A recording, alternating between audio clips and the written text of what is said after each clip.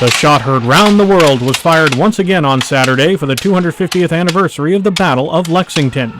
Minutemen gathered overnight and into the early morning hours as they awaited the arrival of British troops. Well, we have been hearing rumors. We've sent out scouts, and we're waiting for a scout to return. Perhaps they've been swept up by the... If in fact, the King's troops are on the march, they have a front guard that has been sweeping up our scouts to tell us what's going on. We will eventually have a scout who will return at about 5:15 and say that not only are the King's troops on the way, but they're just a mile away, about a 10-minute march. There were a lot of them. So we've done this for a couple of years, and this year it was exceptionally large group of regulars coming down the road. So it was really impressive, and I can only imagine what the person that I represent actually felt when they were in actual danger when they saw that many redcoats coming down the road. We marched here all the way from Boston. We had heard that there were weapons being stored in Concord. It took us a long time to get here, and then we get to this field, and there are just a bunch of these Minutemen who won't let us by.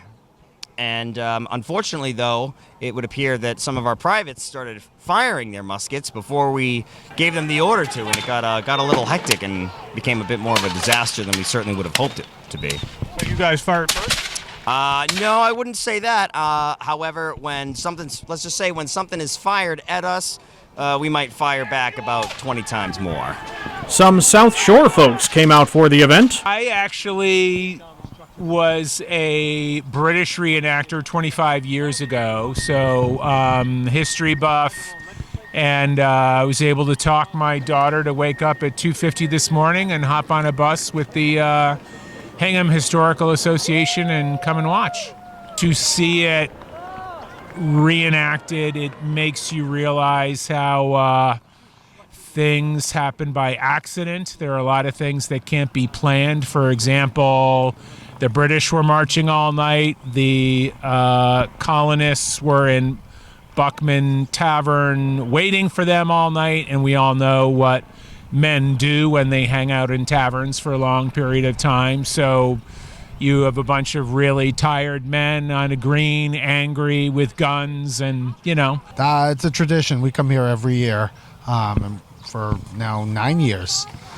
So when we come out, we see the reenactment, we go over to see the British getting laid to rest, and then we have pancake breakfast, tour the field, make our way down to the Buckman Tavern.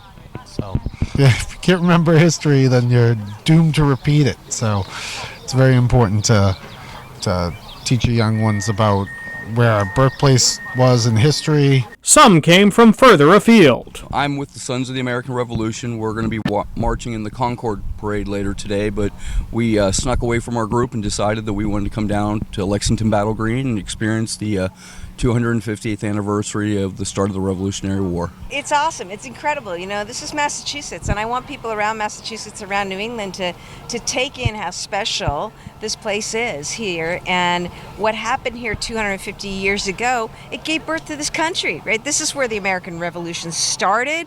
This is where our nation was born, and it came about because a bunch of ordinary folks came together to do something that people would have dreamt unimaginable, and that was to take on a king and a mighty army, and we know the rest is history. But it's just so awesome today to see so many people out. It's important that we remember those freedoms, those values that those patriots fought for and gave their life for, and that generations since who've served our country have paid the price for. Well, the Battle of Lexington has come to a close, but if you want to learn more about other events, go to Massachusetts250.org. Reporting from the Battle Green in Lexington, Dan McCready, WATD News. Huzzah!